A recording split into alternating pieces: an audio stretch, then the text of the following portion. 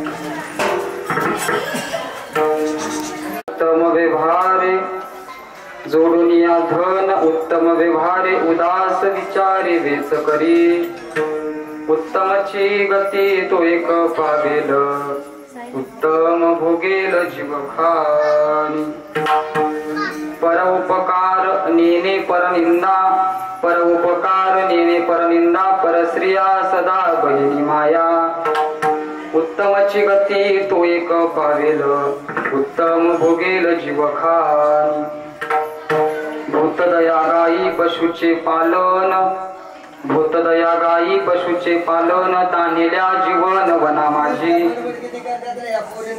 उत्तमची गती तो एक पावेल उत्तम भोगेल जीव खानी शांती रूपी नव्हे कोणाचा वाईट शांती रूपी नव्हे कोणाचा वाईट वाढवी महत्व वडिलांचे उत्तमची गती तो एक पावेल उत्तम भोगेल जीव खानी तुका म्हणे हेची आश्रमाचे फळ तुका म्हणे हेची आश्रमाचे फळ परमपद बळ वैराग्याचे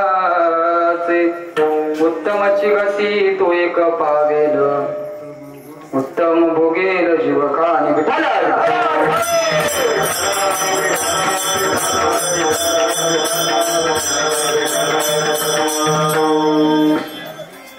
जोडून या धन उत्तम व्यवहारे उदास विचारे वेच करी उत्तमची गती तो एक पावेल उत्तम भोगेल जीव खानी वेणुनादं चरन्तं दुरन्तं स्वयं लीलया रूपविशं दधानं गवामृन्दकानन्दनं चारुहासं परब्रह्मलिङ्गं वजे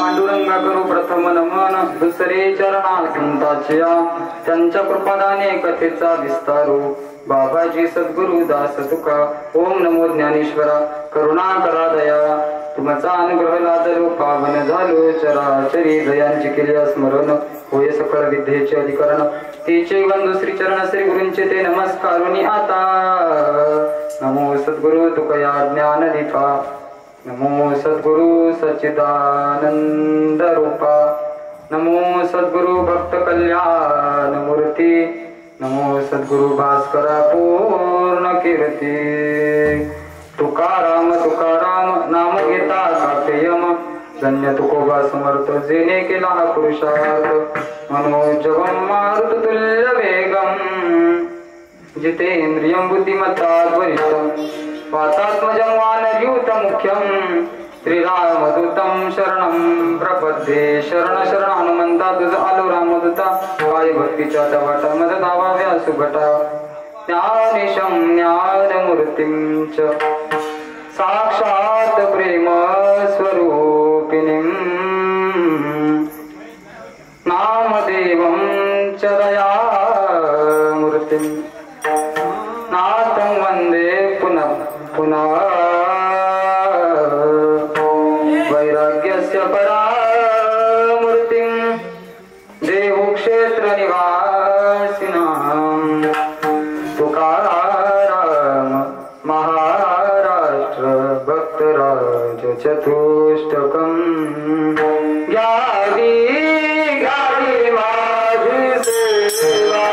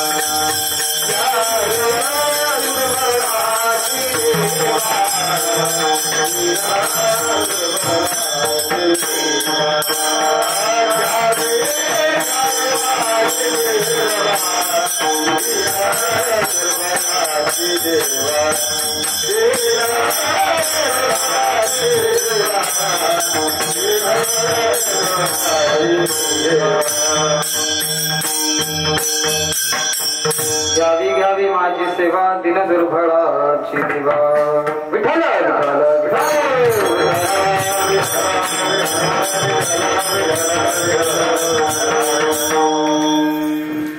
जोडून या धन उत्तम व्यवहारे उदास विचारे वेच करी उत्तमची गती तो एक पावेल उत्तम भोगेल जीवखानी प्रस्तुत प्राप्त प्रसंगी प्राप्त स्थळी प्राप्त वेळी कीर्तन रूपी सेवेकरिता घेतलेला अभंग महान भगवत भक्त पंढरीशी पांडुरंग परमात्मा यांचे लाडके आणि लढीवाळ भक्त असणारे देऊचे सुप्रसिद्ध साधू वारकरी सम्राटाच्या कळस्थानी विराजमान असणारे महाराज म्हणतात जगद्गुरु तुका अवतार नामयाचा संप्रदाय सकळांचा हेतुनिया असे असणारे जगताचे जगद्गुरु हिंदवी स्वराज्याचे संस्थापक असणारे छत्रपती शिवाजी महाराज यांचे धर्मगुरु ज्यांनी सारा स्वतःच देणं तुम्हाला आम्हाला 4000 अभंगामधून दिलं असे असणारे वेदाचे पंचम निर्माते श्रीमंत श्री जगद्गुरु तुकोबाराय यांचा 4 चरणाचा नसून 6 चरणाचा अभंग आजच्या कीर्तन रूपी सेवेकरिता घेतलेला आहे विठ्ठल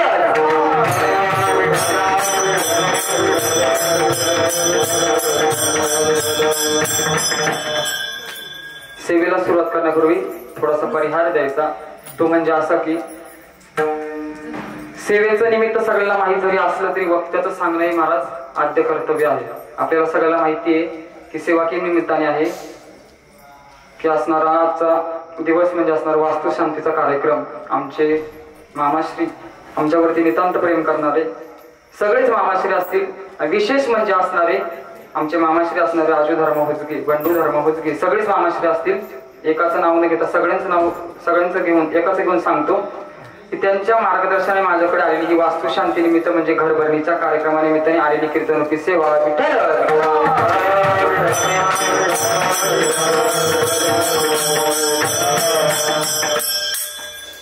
आजचा कार्यक्रम आहे महाराज वास्तुशांतीचा कार्यक्रम आणि त्याचबरोबर कार्यक्रमानिमित्त उपस्थित असणारे सर्व गुणीजन मंडळी असतील त्याचबरोबर आमचे जेवलक मित्र युवा मृदुंगाचार्य ज्यांनी असणार दौंड तालुका असणारा संपूर्ण असणारा गाजून काढलाय असे असणारे आमचे जिवलग मित्र युवराज महाराज देशमुख त्यांना आम्ही असणारा प्रेमाने असणारा काका म्हणतो अशा असणारे आमचे काकाश्री, त्यांचा असणार आज मृदुंगासाठी असणारी सेवा लाभलेली आहे, त्यांचा असणार मनपूर्वक धन्यवाद.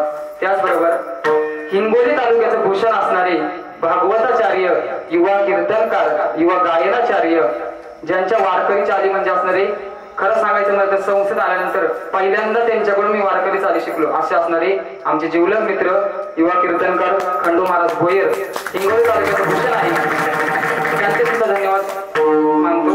आणि त्याचबरोबर आपल्या गावचे युवा कीर्तनकार हरिभक्त पारायण, ज्यांचं असणारं आमच्यावरती नितांत प्रेम, आमचे जिवलग मित्र हरिभक्त पारायण लक्ष्मण महाराज मेदगे असतील, त्यांचा सुद्धा धन्यवाद मानतो. त्याचबरोबर असणारे तुकाराम बाबा असतील, बाबांचं गायन म्हणजे असणारे अंगठेबाजूर जरी असले पण तिथले गायक येते असे असणारे आमचे बाबा तुकाराम बाबा, त्यांचं सुद्धा आभार मानतो. त्याचबरोबर बाबा असतील, इकडे विनेकरी बाबा असतील, आमचे दत्ता बाबा असतील आणि साऊंड सिस्टीम वाले. आणि विशेष म्हणजे एकाचं नाव राहिलं, कोणाचं राहिलं सांगा बरं?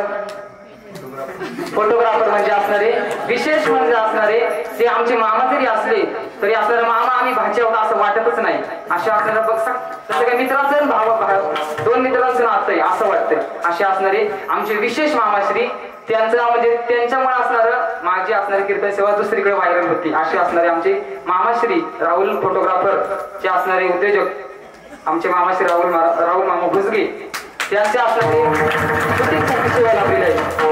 मी मामाला म्हणलं होतं, मामाला फोटो शूटिंगची काही गरज नाहीये, तरी पण म्हणले तुमच्यासाठी आम्ही असणार, फक्त तुम्ही एक हाक मारा. जसं की वडील आपल्याला आईला आपल्या मुलीला म्हणतो की मुली तू एक हाक मारले ना, मी घरात जर जेवण जर असेल तर त्या हात धुवायला आपण काय म्हणतो, तुझ्या घरी येईल मी. त्याप्रमाणे आमचे मामाश्री तुमच्या एका आवाजावरती मी असणार लगेच इथे येतो. आणि फोन केला नाही फक्त म्हणलं तू फोटोग्राफरची शूटिंग नाही तरी चालेल, फक्त तू कार्यक्रमासाठी उपस्थित राहा. तुझी उपस्थिती म्हणजे मोठी गोष्ट आहे, तू आला म्हणजे सगळं आलं.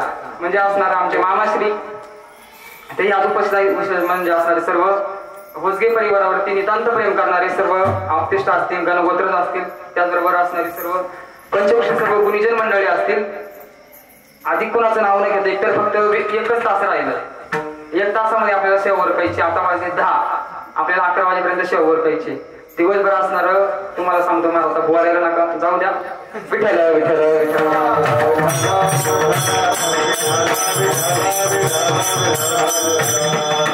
इथं मी काय कोणासाठी नवीन नाहीये तरी पण परिचय म्हणून सांगतो की आल्यापासून तर आतापर्यंत 1 मिनिट सुद्धा माझा हात रिकामा नसेल. आमचे गुरुजन मंडळ आले तरी म्हणजे मला तुम्ही अजून कपडे घातले नाही, अहो मला तुम्ही 2 मिनिटं जाऊ म्हणले, यांना एक आवाज नका लगेच तयार होते.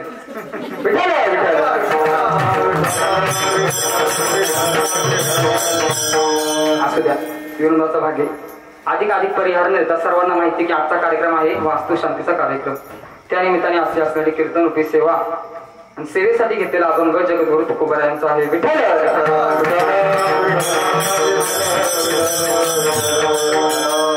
महाराज आजच्या अभंगामधून सांगतात की गृहस्थ आश्रमामध्ये प्रवेश केल्यानंतर तुम्हा आम्हाला जीवन जगत असताना संसारिक लोकांना उत्तम गती कशी प्राप्त होईल यासाठी काही महत्वाचे नियम जगद्गुरु तुकोबारायांनी आजच्या अभंगामधून सांगितले. विठ्ठल.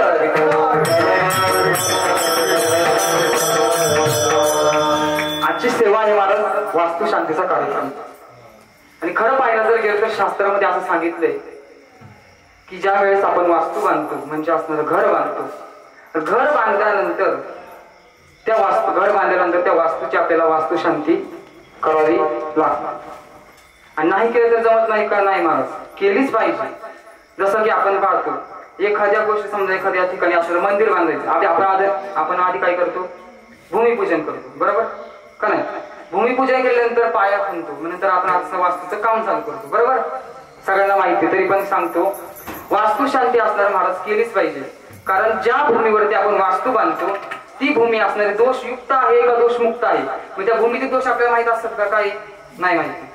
बांधणाऱ्याला सुद्धा माहित नसतं आणि वास्तूमध्ये राहणाऱ्याला सुद्धा माहित नसतं.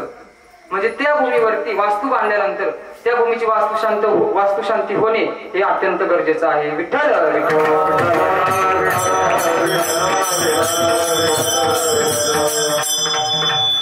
वास्तुशांतीचं म्हणजे असणार आहे, थोडक्यात सांगतो तुम्हाला. आपल्याला माहिती आहे की आपण वास्तुशांतीमध्ये आपण त्याला महत्वाचं काय म्हणतो? घरभरणीचा कार्यक्रम म्हणजे असणार गृहप्रवेश म्हणतो, नाही का? वास्तुशांती म्हणजे असणार, वास्तू म्हणजे नेमकं काय? तर वास्तूच नावाचा म्हणतात की असणारा मोठा राक्षस होता. ऐका, बारकाईने ऐका. वास्तू नावाचा एक असणारा मोठा राक्षस होता. त्यांनी असणारं म्हणतात की ऋषी मुनींना अत्यंत भयंकर प्रकारे असणारा त्रास दिला होता आणि तो त्रास असणारा महाराज त्यांना सहन होत नव्हता. म्हणून त्याची तक्रार असणारी भगवान परमात्म्याकडे ऋषी मुनींनी केली. ऋषी मुनींनी सांगितलं की असणारा ह्या वास्तू नावाचा जो काही राक्षस आहे आणि तो वास्तू नावाचा राक्षस असणारा अत्यंत क्रूर प्रकारे आम्हाला असणारा त्रास देतोय. त्यासाठी तुम्ही काहीतरी केलं पाहिजे. कारण भगवान परमात्मा काय महाराज यदा यदा ही धर्मस्य ग्लानिर्भवति भारत अभ्युत्थानम धर्मस्य तदात्मानं सृजाम्यहम्. भगवान परमात्मा काय करतो, भक्तावरती संकट आलं की भगवान परमात्मा त्वरा झाली गरुडा टाकी येले मागे द्रौपदीच्या लागे नारायण. त्याप्रमाणे भगवान परमात्मा भक्ताच्या मदतीसाठी धावून येतो. मग काय केलं महाराज, ऋषी मुनींनी सांगितलं की ह्या राक्षसा असणारा वध केलाच पाहिजे. कारण असं महाराज एवढी संकट भयंकर संकट येतात. पण भगवान परमात्म्याने सांगितलं की असणाऱ्या या ऋषीचं असणारं काहीतरी केलंच पाहिजे. म्हणून भगवान परमात्म्याने असं त्याला ठार मारलं. पण महाराज त्यांनी काय केलं, त्यांनी सांगितलं की मला असणारं मुक्ती पाहिजे. नेमकं काय करायचं, मुक्ती महाराज काय शिकाय दारात येऊन बसली का द्यायला आपल्याला, नाही महाराज. मुक्ती अशी भेटती कसं, जसं जी अख्खे जन्म जरी गेले तरी मुक्ती भेटत नाही महाराज. मुक्ती जाऊ दे महाराज, भगवान परमात्म्याचं नाम यासाठी मुखामध्ये यासाठी अनंत जन्माची पुण्याही असावी लागते. आणि पुण्याही असल्याशिवाय ह्या गोष्टी महाराज होत नाही का. त्याने सांगितलं मला मुक्ती पाहिजे. भगवान परमात्म्याने सांगितलं की ज्या ठिकाणी वास्तू बांधण्याचा कार्यक्रम वास्तू बांधत असतील त्या ठिकाणी असणं तुझं जाऊन वास्तव्य आहे. आणि कुठपर्यंत वास्तव्य आहे, जोपर्यंत त्या वास्तूची वास्तू शांती होत नाही तोपर्यंत तुझं इथं वास्तव्य आहे. वास्तूची वास्तू शांती झाली की ज्या वेळेस आपण वास्तू शांतीचा कार्यक्रमात जे काही पदार्थ करतो त्यासाठी आपण कोणकोणते कार्यक्रम करतो, सत्यनारायणची पूजा करतो, होम हवन करतो, असणं नामसंकीर्तन असतं, भजनाचा कार्यक्रम, असे अनेक प्रकारे असणारे आपण कार्यक्रम करतो. मग त्यानंतर जे काही कार्यक्रमासाठी जे काही पदार्थ केलेले आहेत ते पदार्थाचा नैवेद्य म्हणून आपण जेव्हा त्याला दाखवतो तेव्हा असणारा वास्तूचा नावाचा काही राक्षस आहे तेव्हा असणारा आपल्या घरातून बाहेर जातो. मग तेव्हाच असणाऱ्या ह्या वास्तूची वास्तू शांती होत असते. आणि वास्तू नावाचं जे काही ते असतो आणि ते आपण वास्तुशांती केल्यानंतर ह्या सगळ्या गोष्टी होत असतात. म्हणून महाराज शास्त्रात सांगितले की वास्तूची वास्तुशांती महाराज केलीच पाहिजे. आणि नाही केली तर महाराज नाही केल्यानंतर महाराज त्यानंतर कोणते परिणाम होतात, कोणते वाईट संकट येतात हे फक्त वास्तूमध्ये राहणाऱ्या माणसाला माहित असतं. आपल्याला माहित असतं का. म्हणून महाराज वास्तूची वास्तुशांती केलीच पाहिजे. विठ्ठल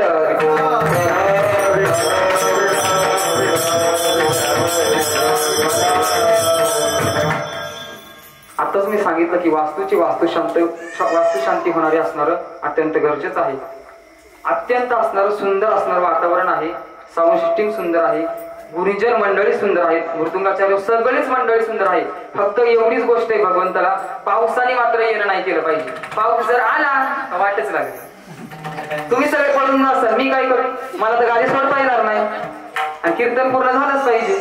म्हणजे असे कसे महाराज गाडी सोडून पळायला लागले बाहेर, म्हणजे कीर्तन हे झालंच पाहिजे नाही का. विठ्ठल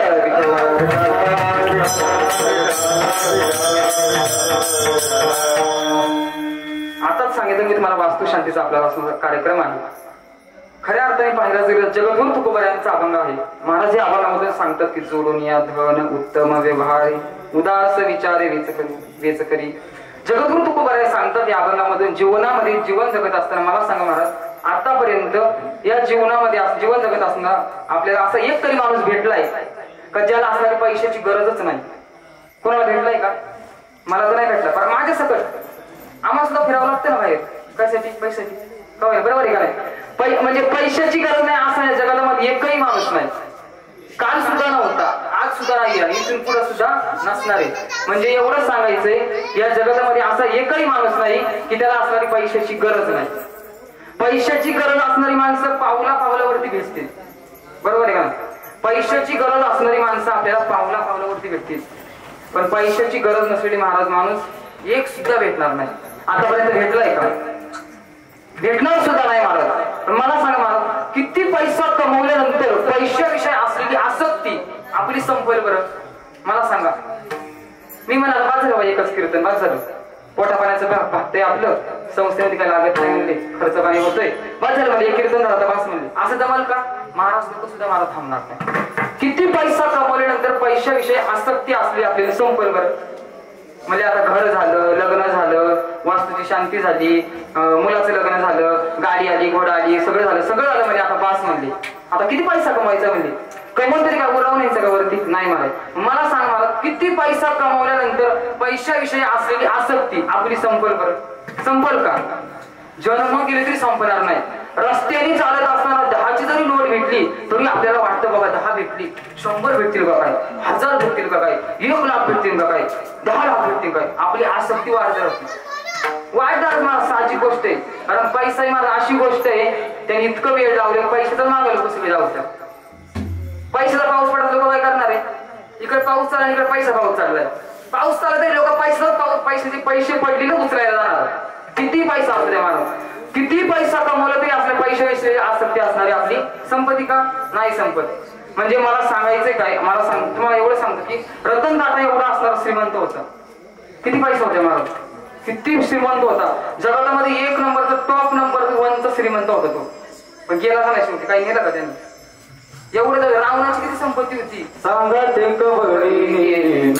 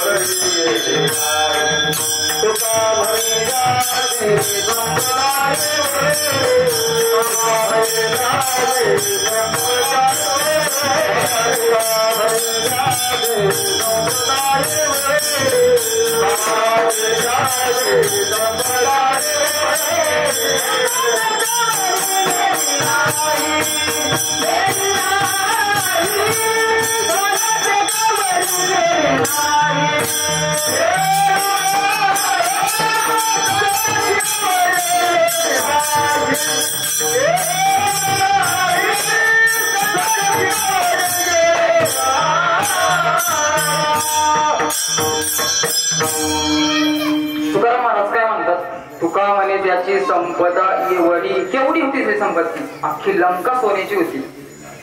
सांगा ते कवडी केली नाही. काय राहिलं महाराज? त्या बाबांनी काय केलं मला माहिती का? कोणता बाबा? त्या हनुमंतराने काय केलं? अख्खी लंका जाळून टाकली. जाळी येली लंका धन्य धन्य म्हणे तुका. रावणाची अख्खी असणारी संपत्ती कशी महाराज? लंका जाळली, त्याची दाढी सुद्धा ठेवली नाही महाराज. दाढी सुद्धा जाळून टाकली. म्हणजे एवढी असणारी संपत्ती होती, पण काही कामाला आली का महाराज? नाही महाराज. म्हणजे किती पैसा जरी कमवला, एवढं सांगायचंय ही खरीच गोष्ट आहे महाराज.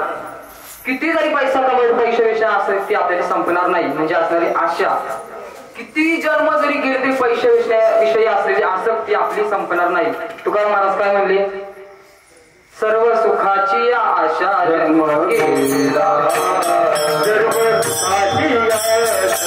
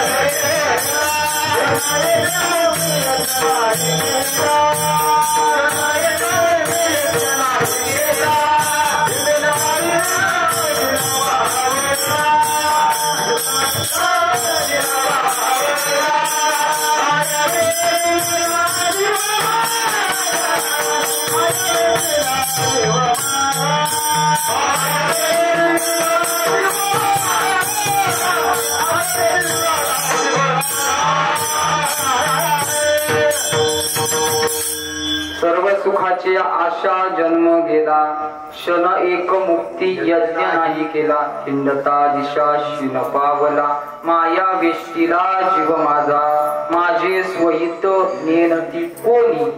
जगद्गुरु तुकोबाराय म्हणतात, जन्म गेला महाराज, सर्व सुखाची आशा महाराज लय वाईट. आशा नावाची बाई नाही बरं का. आशा म्हणजे एखादी गोष्टीविषयी आपली आसक्ती. मगाशी मी तुम्हाला सांगितलं की धनाविषयी आपल्याला आसक्ती. आपल्याला वाटतं धन एवढं कमवलं ते सुख भेटल, तेवढं कमवल्यावरती सुख भेटल. पण सुख भेटतं का महाराज? एक क्षणिक सुख आहे. सुख भेटतं का? आतापर्यंत या जगामध्ये कुणाच्या तरी तुम्ही मुखातून अशी गोष्ट ऐकली बाबा सुखी आहे, संसारामध्ये सुख आहे बाबा, लय सुख आहे. माझ्या आतापर्यंत भाऊ म्हणले त्या गावामध्ये एक माणूस आहे लय सुखी म्हणले, कसलीच गरज नाही त्याला म्हणले, एकदम सुखी. त्यासारखा सुखी माणूसच पाहिला नाही म्हणले आम्ही. असं कधी झालंय का? ज्ञानोबा म्हणले म्हणून मृत्यूलोकी सुखाची कहाणी ऐकील कवनाची श्रवणी कैसी सुखनिद्रा अंतरुणी इंगळाच्या. ऐकली का? आतापर्यंत कोणाच्या मुखातून तुम्ही ऐकली का? मृत्यू लोकामध्ये असणारं, संसारामध्ये जीवन जगत असणार सगळी संसारिक माणसं आहे. संसारामध्ये सुख आहे असं कोणी ऐकले का? जन्म गेले किती जन्म झाला फेरा गणित नाही जिदातारा. म्हणजे असं एवढी जन्म सुद्धा गेले तरी त्यामध्ये सुख भेटलं का महाराज? नाही. जीवन जगत असताना आश्रमाचे प्रकार असणारे महाराज 4 सांगितले. किती प्रकार सांगितले? 4. पहिला आश्रम आहे ब्रह्मचारी आश्रम, दुसरा आश्रम आहे गृहस्थ आश्रम, तिसरा असणार वानप्रस्थ आणि चौथं म्हणजे असणारे संन्यासी आश्रम. असे 4 प्रकारचे आश्रम आहेत. 4 प्रकारचे आश्रमाचे काही मर्यादा आहेत महाराज. 1 ते 25 या वयोगटामध्ये आपण ब्रह्मचारी आश्रमामध्ये असतो आणि 25 ते 50 या वयोगटामध्ये आपण गृहस्थ आश्रमामध्ये असतो आणि 50 ते 75 मध्ये वानप्रस्थ आश्रमामध्ये असतो आणि 75 ते 100 मध्ये संन्यासी आश्रमामध्ये असतो. या 4 प्रकारचे आश्रम आहेत. प्रत्येक आश्रमाचं महाराज काहीतरी महत्व आहे. मग ब्रह्मचारी आश्रमामध्ये जीवन जगत असताना काय करायचं? ब्रह्मचारी धर्म गोकारी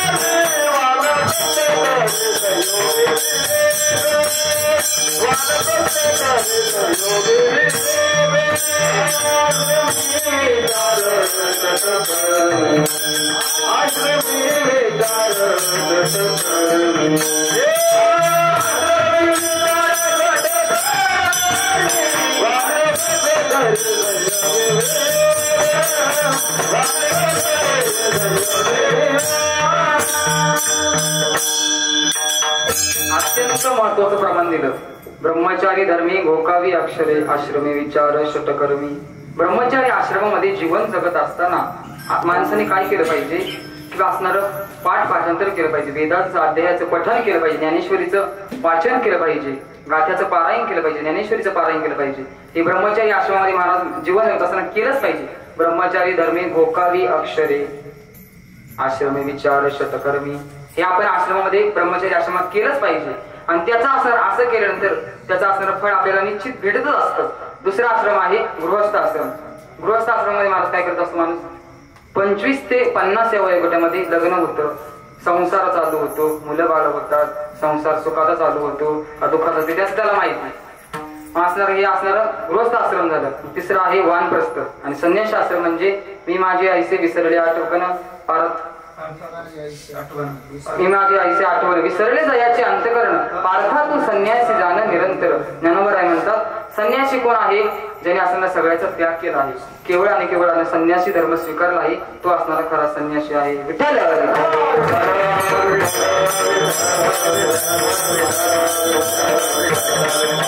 असे 4 प्रकारचे आश्रम.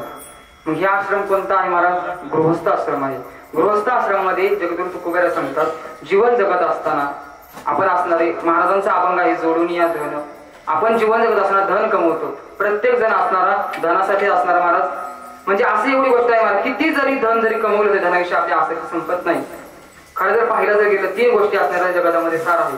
शरीरामध्ये काय सार सांगितले? शरीरामध्ये पित्त सार, संसारामध्ये काय सार आहे? वित्त सार आहे, आणि परमार्थामध्ये चित्त सार आहे. म्हणजे पित्ताशिवाय शरीर नाही, वित्ताशिवाय संसार नाही, आणि चित्ताशिवाय परमार्थ नाही. विठ्ठल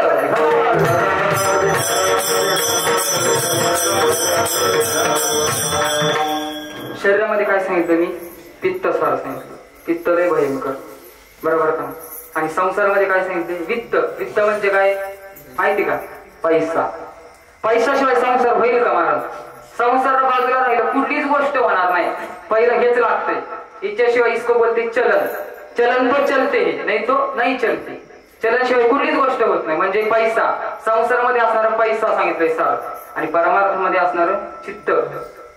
जवळी नाही चित्त काय मांडी येईल प्रेत. आपलं चित्त जर परमार्थामध्ये सार पाहिजे, कारण असणार परमार्थामध्ये असणार चित्त सार सांगितले. चित्ताशिवाय परमार्थ होत नाही महाराज. परमार्थामध्ये असणं मन एकाग्र पाहिजे. त्रिवेणी संगमे नानादी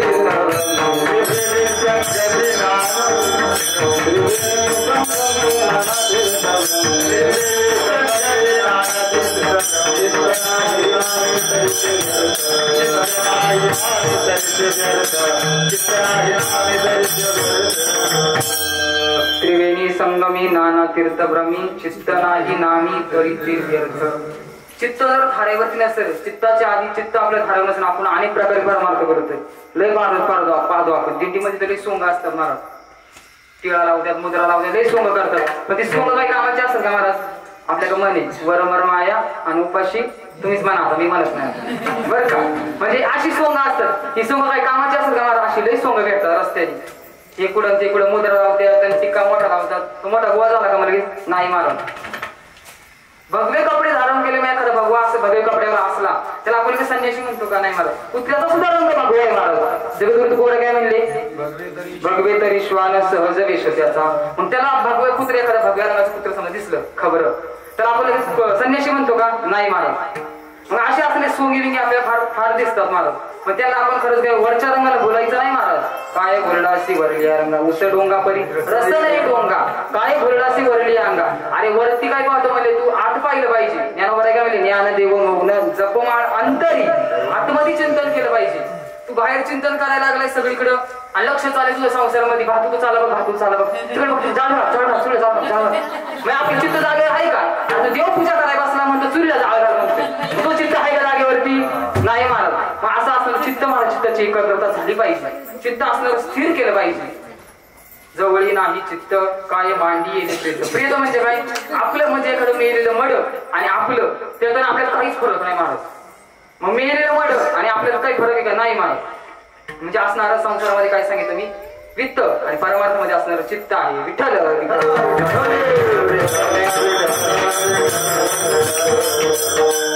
असं असणार चित्ताचा आहे परमार्थ. संसार आहे वित्ताचा.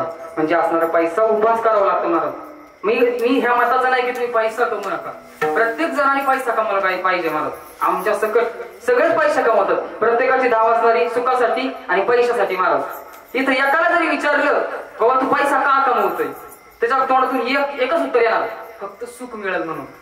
थोडस सुख भेटेल मला, थोडं का होईना पण सुख भेटतं का मला? फक्त काही क्षणिक सुख असते, क्षणिक सुख असते मला. ते थोड्या वेळापुरतं असते. काहीतरी आनंद भेटतो आणि त्याच्यानंतर दुःख आपल्याला प्राप्त होतं नाही का?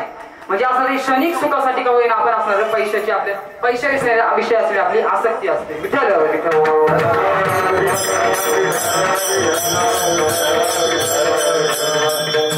एवढा पैसा कमवतो पण त्या पैशाला सुद्धा मला काहीतरी किंमत आहे. पैसा वेगळा आणि लक्ष्मी वेगळी. याच्या 2 व्याख्या आहेत महाराज. पैशाची व्याख्या वेगळी आणि लक्ष्मीची व्याख्या वेगळी. पैसा म्हणजे काय तुम्हाला सांगून जाईल. विठ्ठल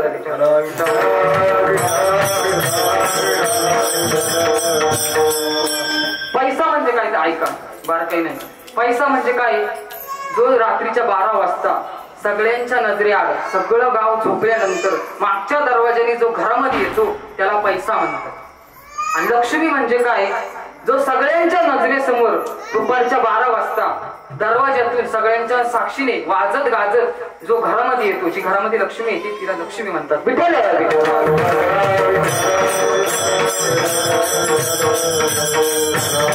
फक्त आता तुम्ही एवढीच गोष्ट ठरवा, माणसाने लक्ष्मीच्या मागे धावायचं का पैशाच्या मागे धावायचं? विठ्ठल.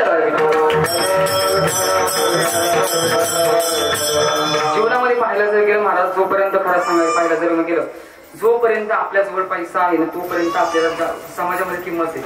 प्रत्येकाचा अनुभव आहे महाराज. एकदा का आपल्या खिशातले पैसे संपले मग तिथं कोणीही विचारत नाही महाराज. बहीण सुद्धा भावाला विचारत नाही. जवळ आले मोठा धंदा तो बहीण म्हणे दादा दादा. इथे दादाकडं रक्षाबंधनासाठी भाऊबीजेसाठी दादा साडी घे, दादा ये घे, म्हणजे इच्छा असते. जवळ आले मोठा धंदा तो बहीण म्हणे दादा. नाही का? जोपर्यंत आपल्या खिशात पैसे आहे तोपर्यंत असणारी आपल्याला समाजामध्ये असणारी किंमत आहे. ही खरी गोष्ट आहे. ही कोणाला वेगळी सांगण्याची गोष्ट नाही, प्रत्येकाचा अनुभव आहे. जोपर्यंत आपल्या खिशात आहे पैसा तोपर्यंत असणारी आपल्याला समाजामध्ये किंमत आहे. एकदा का आपल्या जवळचा पैसा संपला असणार कुणी आपल्याला विचारत नाही. बहीण विचारत नाही, कुणीच विचारत नाही. आपल्या शेजारचे सुद्धा शेजार जाऊ दे, घरातच आपल्याला विचारत नाही. घरामध्ये पैसा महाराज लागतोच. कुठली गोष्ट आणायची जरी असली तरी पैसा महाराज लागतोच. म्हणजे पैसा जोपर्यंत आपल्या खिशात आहे तोपर्यंत आपल्याला किंमत आहे. मग कुणाला किंमत आहे जगामध्ये? महाराजांनी सांगितले धनवंता लागी सर्व मान्यता आहे. ज्याच्या जवळ धन आहे त्यालाच असणारी समाजामध्ये असणारी किंमत आहे. जोपर्यंत आपल्या खिशामध्ये असणारा पैसा आहे तोपर्यंत आपल्याला समाजामध्ये किंमत आहे.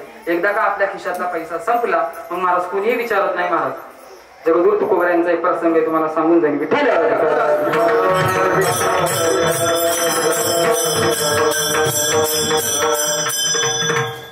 350 वर्षापूर्वीची गोष्ट आहे. म्हणतात की वयाच्या जगद्गुरु तुकोबरायांचं पहिलं लग्न वयाच्या 13व्या वर्षी गोलोबा काकांनी विठाई सोबत लावून दिलं. वयाच्या 13व्या वर्षी जगद्गुरु तुकोबरायांचं पहिलं लग्न झालं. वयाच्या 15व्या वर्षी जगद्गुरु तुकोबरायांचं दुसरं लग्न झालं. त्यांचं नाव असणार होतं आवली, म्हणजे जिजाबाई. आणि काही कालांतरानंतर महाराज 4.5 कोटीची असणारी त्यांच्या असणारी धनसंपत्ती होती. त्यावेळेस देहू गावातील लोक त्यांना तुका शेठ म्हणायचे. मी सांगतोय का तेवढं समजून घ्या तुम्ही. त्यावेळेस देहू गावातील सगळी लोक तुका शेठ म्हणायचे त्यांना. काही कालांतरानंतर इतका भयंकर असणारा दुष्काळ पडला महाराज. त्यांची पत्नी असणारी महाराज श्री अन्न अन्न करिता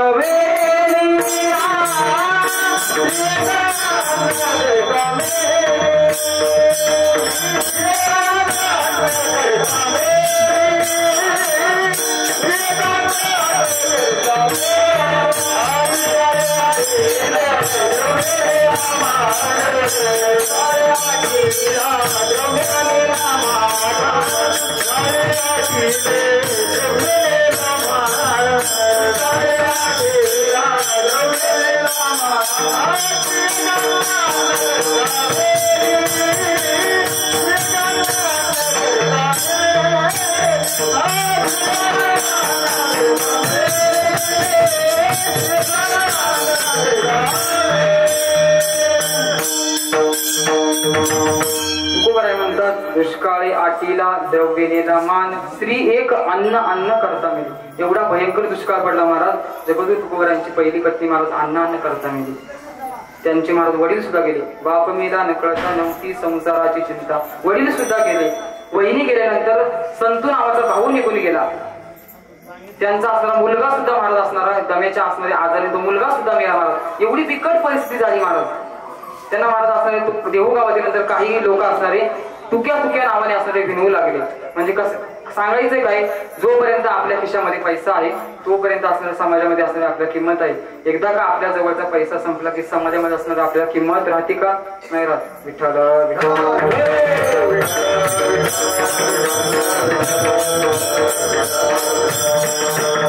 म्हणजे सांगायचं काय, जोपर्यंत आपल्या जवळ पैसा आहे तोपर्यंत असणार आपल्याला समाजामध्ये किंमत आहे.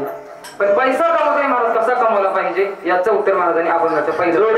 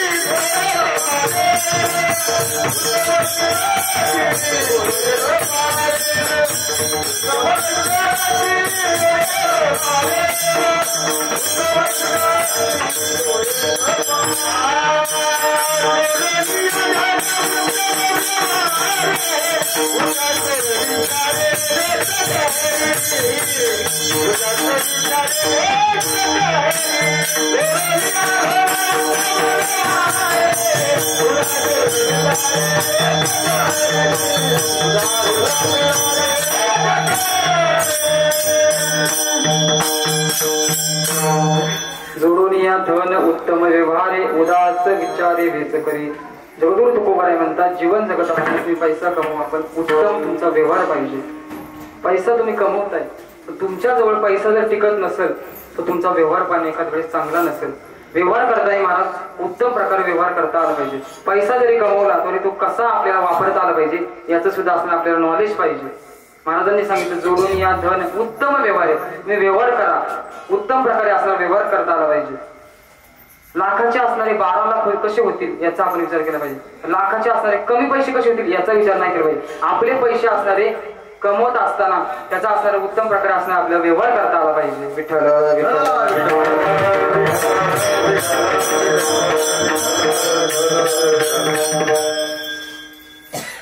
पैसा कमवत असताना आपण असणार पैसा कसा कमवला पाहिजे. कमवत असताना तुमच्या जरी खिशामध्ये जरी लाखोंचा जरी खळखळाट जरी असला तरी त्याच्या मागे कुणाचा 1 रुपयाचा तळतळत नसला पाहिजे. याला असणार तुम्ही कमवले असणारी पैसा, तुम्ही कमवलेला असणारा पैसा असतो. आणि हाच पैसा असणारे महाराज शेवटपर्यंत आपल्याला असणारा कामा येत असतो.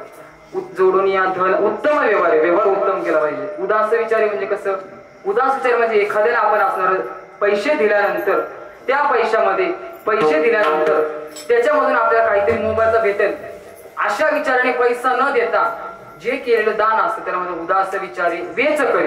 आता उदास विचारे वेच करते एवढं एक उदाहरण सांगतो. विठ्ठल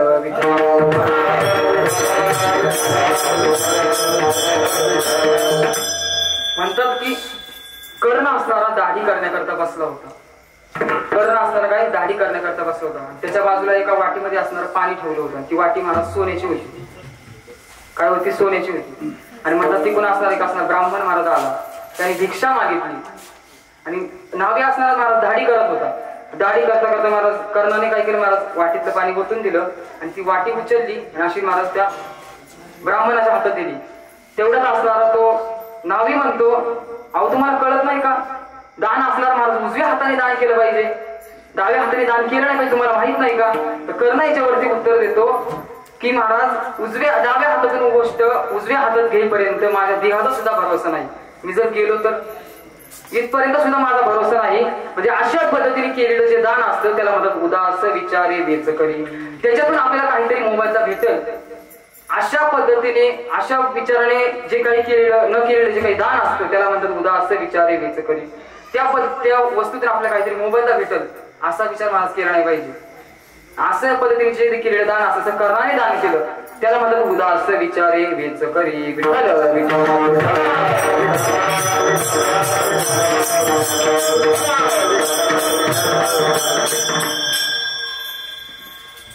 पैसा जीवनामध्ये पैसा जमवताना तो कसा कमवला पाहिजे मी तुम्हाला सांगितलं. अशा प्रकारे पैसा कमवल्यानंतर उदास विचारे वेच करी मग याच्यानंतर त्याला कोणती गती प्राप्त होती महाराजांनी दुसऱ्या चरणात सांगितलं.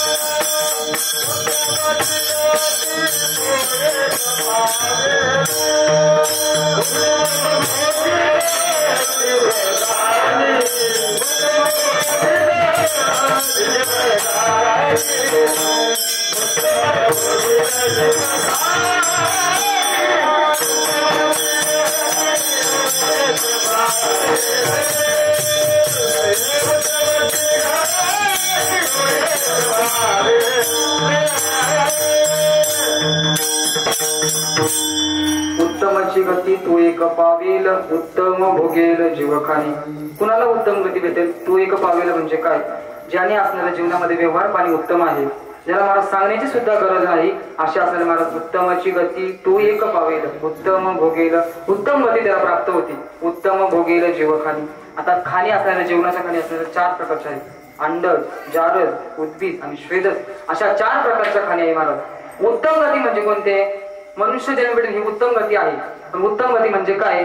ज्याला असणारा एखाद्या वारकऱ्याच्या घरामध्ये जन्म भेटलाय, ज्ञानोबा तुकोबरायांची सेवा करण्याचा ज्याला असणारा महत् भाग्य भेटला आहे त्याला उत्तम गती म्हणतात. विठ्ठल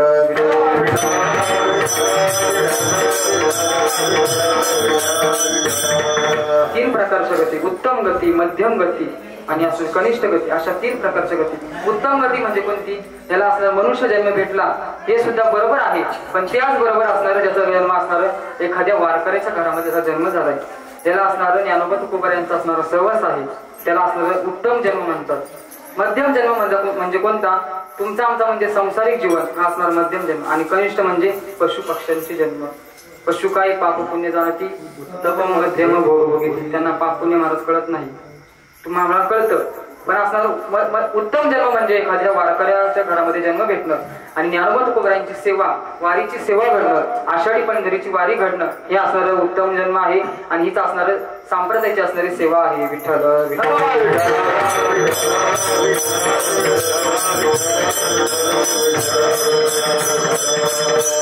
अशा उत्तम योनीमध्ये जन्म भेटल्यानंतर आणखी कोणता नियम सांगितलाय? अभंगाचं 3रं चरण.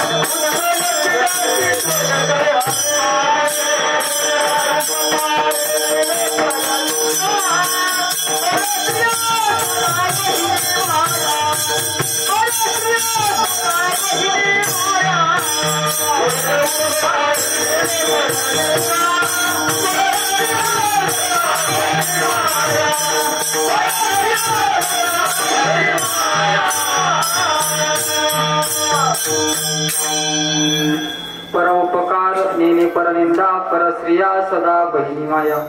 जीवन जगत असताना धन कमवत असताना आपल्या दुसऱ्यावरती परोपकार करता आला पाहिजे. सुभाषितकार एका श्लोकामध्ये सांगतात, रविश्चंद्रो घनारुक्षा नदी गवाश्य सज्जनः एते परोपकाराय युगे देवेन निर्मितः. विठ्ठल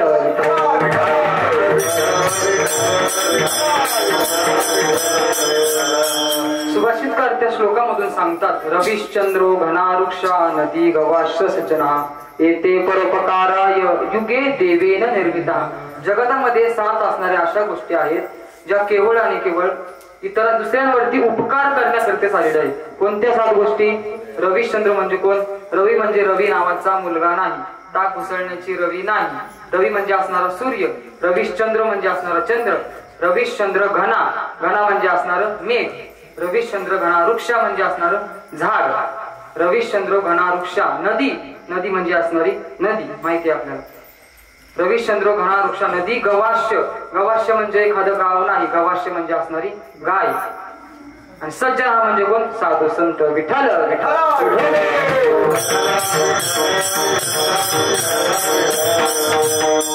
या 7 गोष्टी असणाऱ्या तुमच्या वरती उपकार करण्याकरताच आलेल्या आहेत. म्हणजे इतरांवरती उपकार करणे हेच त्यांचं असणार काम आहे. सूर्यापासून आपल्याला काय फायदा आहे महाराज? प्रकाश भेटतो. आपल्याला असे 7 प्रकारचे 7 गोष्टींचे 7 फायदे. चंद्रापासून काय? चंद्राची शीतल असणारी छाया भेटते महाराज. रविश्चंद्र घना, मेघ म्हणजे असणार पाऊस, पाऊस असणार आपल्या काय करतो महाराज? तो शेतामध्ये सुद्धा पडतो आणि गावात सुद्धा पडतो. तो असं कधी म्हणतो का? नाही विचारिता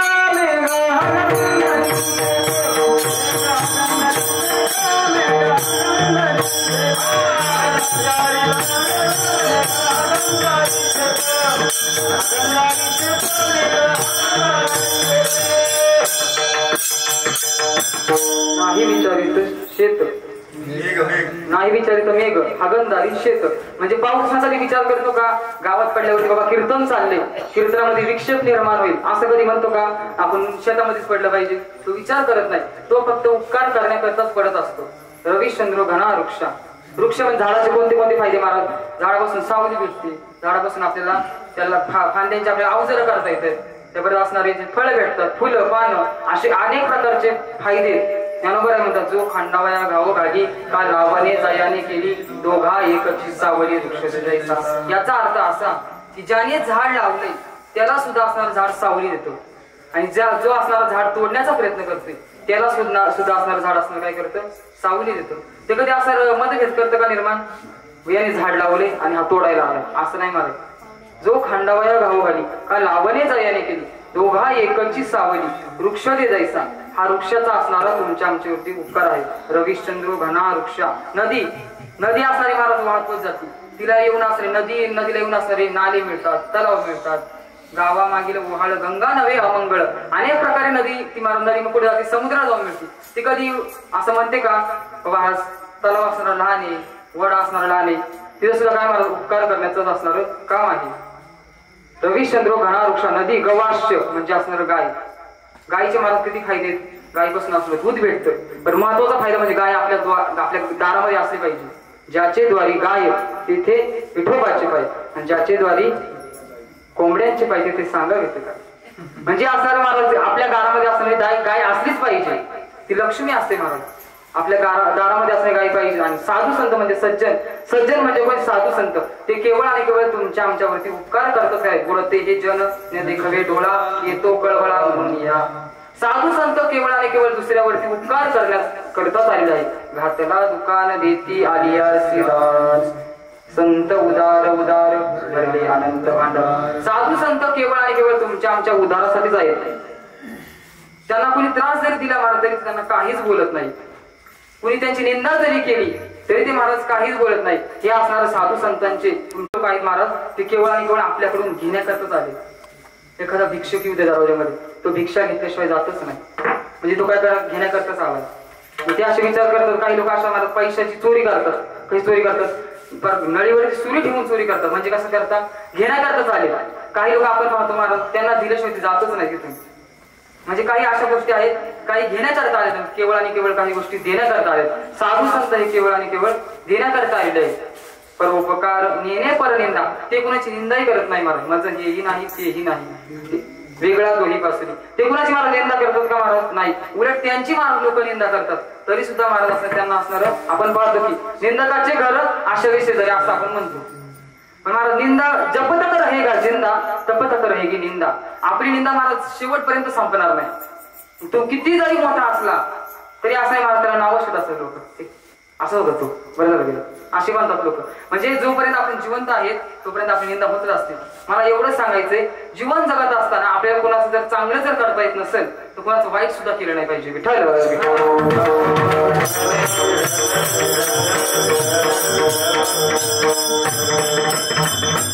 जीवन जगत असताना आपल्याला कोणाचं चांगलं जर करता येत नसेल तर वाईट सुद्धा महाराज आपण केलं नाही पाहिजे. भला किसी का करने से तो बुरा किसी का मत करना फूल अगर नहीं बन सकते तो काटे बन कर मत रहना. आपल्याला असं कुणाचं आपल्याला चांगलं जर करता येत नसेल तर कुणाचं आपण वाईट सुद्धा करायचं आहे महाराज. कारण आपल्याला तो अधिकारच नाही.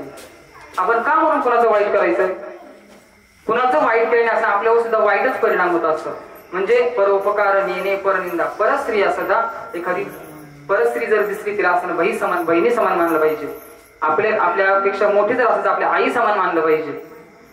ज्याला असणारा बाईतील असणारी ताई कळाली तो मुक्ताईचा ज्ञाना झाला. ज्याला बाईतील असणारी स्त्री कळाली तो सीतेचा राम झाला. ज्याला बाईतील असणारी मैत्री कळाली तो राजेचा श्याम झाला. आणि ज्याला असणारा बाईतील असणारी आई कळाली तो जिजाऊचा शिवबा झाला. विठ्ठल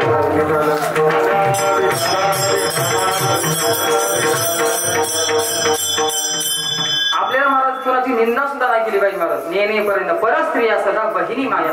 बहिणी समान मानलं पाहिजे. आई समान मानलं पाहिजे. आपल्यापेक्षा मोठे असेल तर आपण आदर केला पाहिजे. परोपकार नेणे परनिंदा परस्त्रिया सदा बहिणी माया. अजून कोणत्या प्रकारची गती भेट कोणत्या प्रकारचा महत्वाचा नियम सांगितलाय अभंगाचं चौथं चरण. Oh,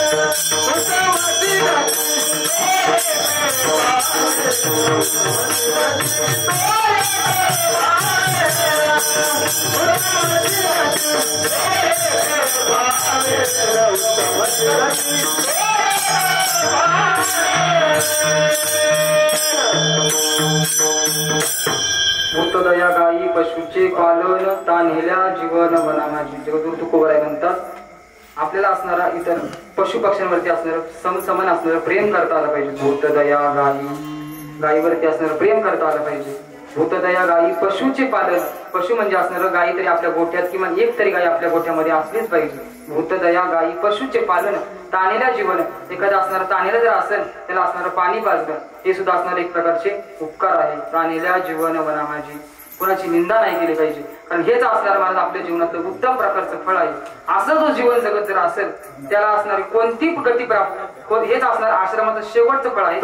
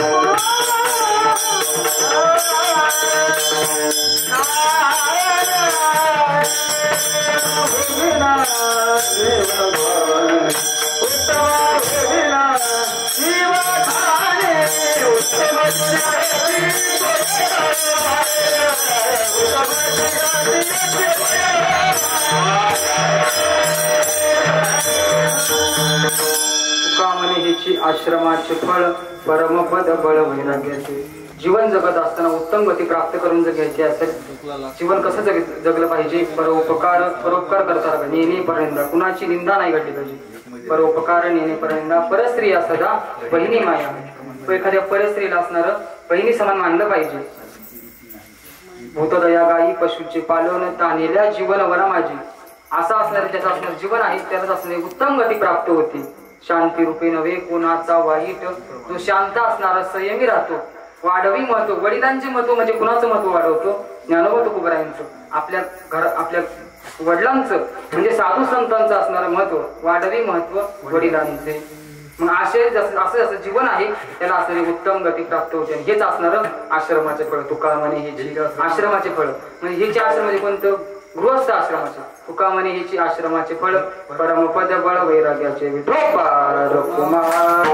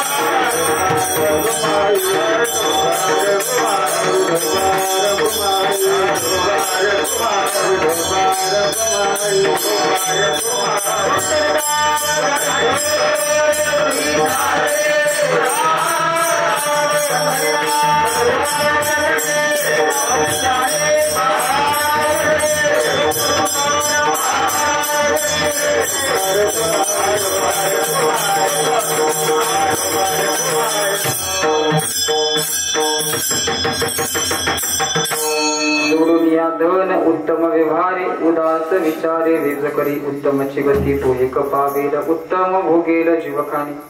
मला फक्त एवढंच सांगायचंय, जीवन जगत असताना उत्तम गती प्राप्त करून घ्यायची जर असेल, जीवन जगत असताना महाराज चांगल्या प्रकारे जीवन जगलं पाहिजे.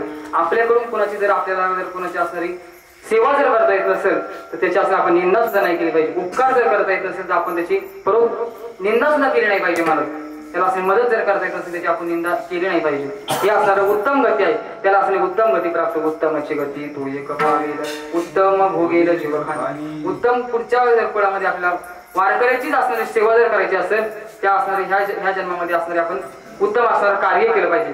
त्यानंतर असणारे आपल्याला उत्तम गती प्राप्त होत असते. असं असणारं जीवन जगत असतो त्याला असणारी उत्तम गती भेटत असते. उत्तमची गती तो एक पावेल. गती म्हणजे असणारं त्याला चांगल्या फळामध्ये असणारा त्याचा जन्म होतो. वारकऱ्याच्या घरी त्याचा जन्म होतो.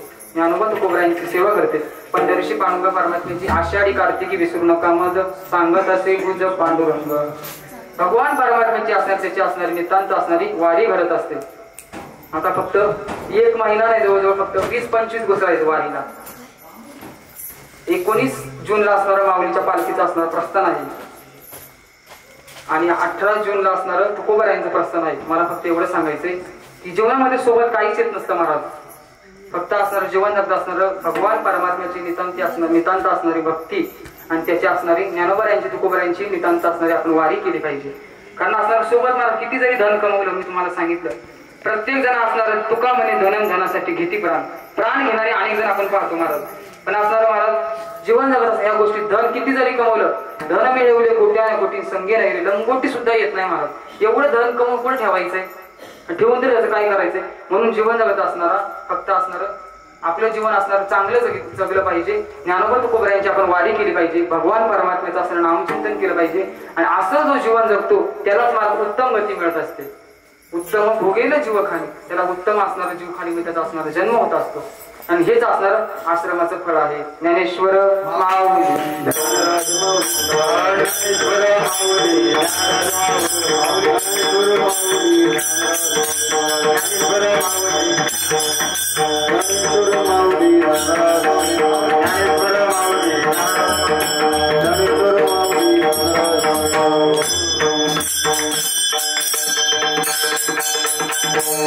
जोडून या धन उत्तम व्यवहारे उदास विचारे वेच करी. अतिशय असणारी सुंदर असणारी वास्तू बांधलेली आहे.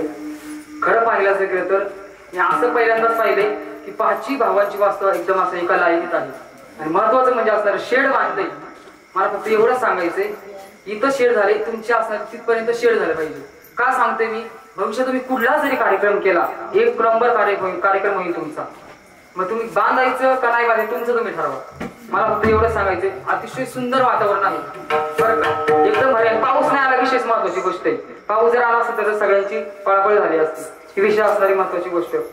अगदी असणार बरोबर 11 वाजले, बरोबर टायमात कीर्तन सोडणार आहे मी. 1 मिनिट सुद्धा मागं पुढे करणार नाही.